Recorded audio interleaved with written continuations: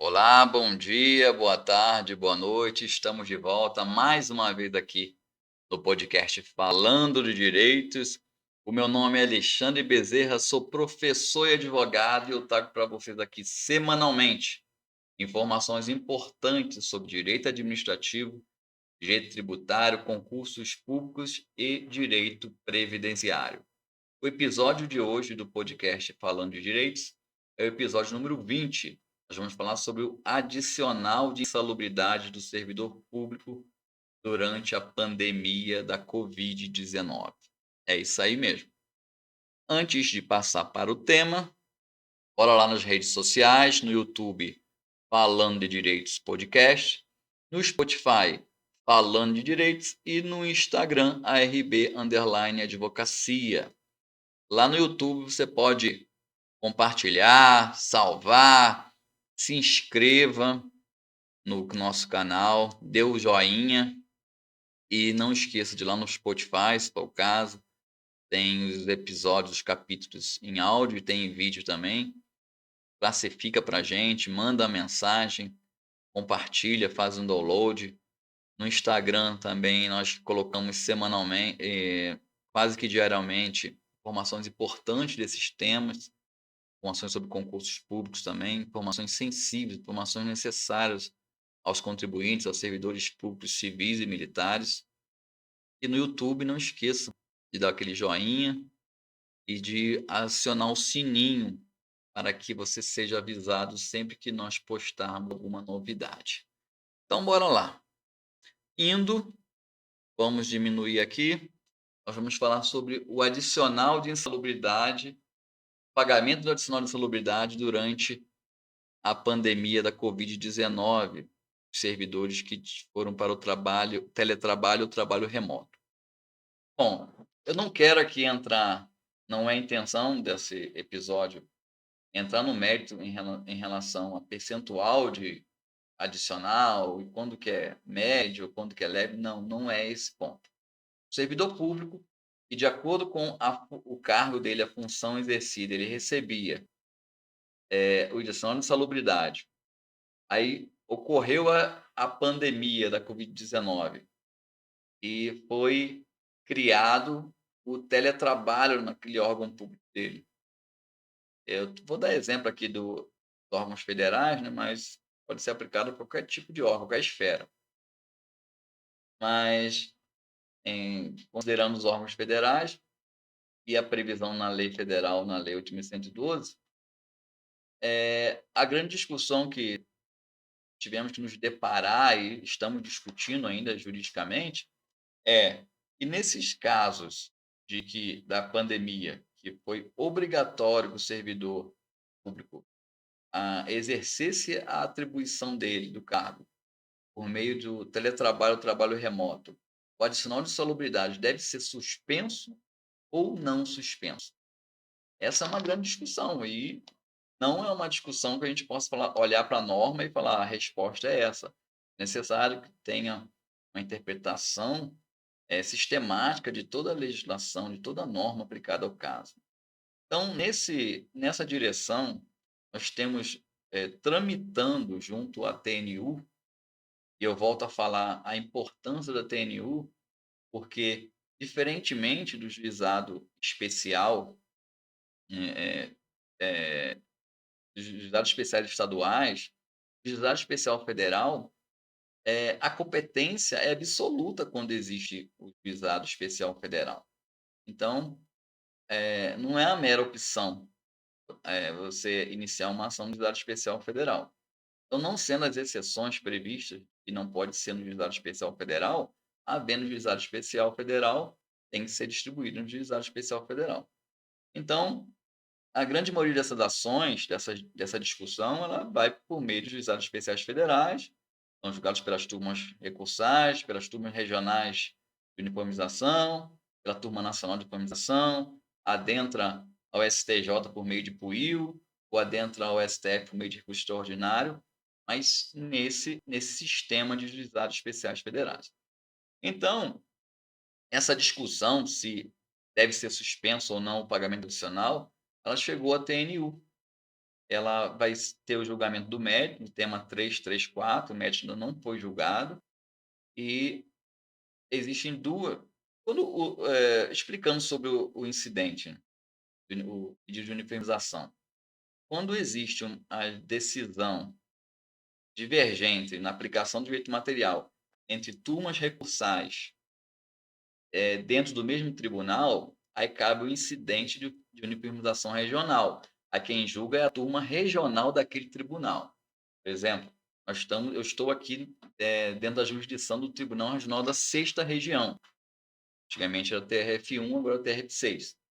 Se a turma recursal de Juiz de Fora, ela julga o direito material de uma forma, né, aplica o direito material de uma forma, e a turma recursal, de Belo Horizonte aplica o direito de outra forma, cabe aí, nesse caso, um incidente de uniformização regional para que todas as turmas dentro do TRF6 julguem da mesma forma.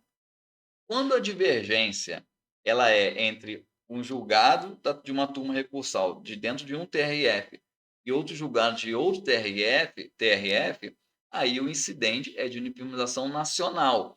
Aí quem julga o incidente é a TNU, que é composta por 2 juízes federais, né, de cada tribunal regional federal. Nós temos 6, então são 12. Então, normalmente, a indicação é de um juiz federal e de um juiz de turma recursal, mas nada impede que tenha desembargadores, tem muitos desembargadores federais compondo a turma nacional. Mas é um colegiado que abrange todas as turmas recursais, todos os tribunais regionais federais do do Brasil, todos os 6. Pronto, então isso é um incidente de uniformização nacional para a TNU. Agora, o que se discute nesse incidente? A discussão é o seguinte: a Lei 8.112, no parágrafo 2º, artigo 68, ela tem a previsão, ela diz lá que, em resumo, que cessadas as condições de insalubridade, disposição que foram suficientes para a concessão do adicional de insalubridade, cessadas essas condições, também é cessado o pagamento. Então, se o servidor não está, eh sobre aquelas condições, ele não faz uso à percepção. Isso é o que consta na lei. Só que precisa ser interpretado. É óbvio que o que se busca com aquele dispositivo é que servidores cujas funções ou cargos sejam intrinsecamente ligados a um adicional de insalubridade, né, porque, a gente vai perceber aí na nossa lida diária no direito, que algumas cargos, algumas funções, elas são, eh, intrinsecamente ligadas à insalubridade, né, você vai estar exposto, você não precisa comprovar que você esteve no trabalho, só você exercer aquela atividade é o suficiente para que você esteja exposto àquele agente que vai dar aso à percepção do adicional de insalubridade. Então, essa norma ali, ela está justamente para que servidores que não recebam indevidamente tal adicional, ou seja, tenha a função, tenha o cargo e tudo mais, mas não exerçam aquela função, ou seja, por exercerem funções em outros setores e que não sejam intimamente ligados àquela função que deveriam exercer. Então é para isso. Só que com a pandemia da Covid-19, foi necessário que os órgãos públicos, em todas as esferas, eles tiveram que decidir como seria feita a prestação de serviço. Alguns serviços, eles não puderam, ser suspensos. De saúde, não tem como suspender serviço de saúde. Não tem, não há como suspender. Agora, alguns serviços que não podiam ser suspensos, eles foi adotado para a prestação do serviço o teletrabalho ou o trabalho remoto. E a discussão é essa: quem o servidor público que fazia jus à insalubridade, e faz jus, e foi trabalhar em teletrabalho, ele faz jus à percepção? Essa é uma grande discussão. Aplica-se nesse caso a norma do parágrafo 2º do artigo 68 da Lei 8.112? Na minha concepção, na nossa concepção pelo escritório, não é aquele caso ali. A interpretação naquela situação é uma interpretação específica, em que o servidor, ele sai ou porque deseja ou porque ele é enviado para uma outro tipo de atribuição, para essas situações. Porque nós vamos pensar, o servidor público que faz jus ao adicional de insalubridade, ele recebe o adicional de insalubridade quando está de férias? Se ele sai numa licença específica, uma licença específica por um tempo, remunerada, ele deixa de se receber o adicional de salubridade quando o adicional é vinculado à função, ao cargo que ele ocupa? Resposta, salvo o melhor juízo, é não. Então, da mesma forma, por que ele deixaria de receber o adicional de salubridade se ele não se afastou do cargo dele, não se afastou da função dele? Ele simplesmente está exercendo as atribuições do cargo, fazem jus ao adicional, por obrigatoriedade da própria administração pública. Porque a gente pode imaginar que, se a administração pública decide suspender o atendimento, ele continuaria recebendo adicional. Ele continuaria vinculado àquela função, àquele cargo público que ele está exercendo.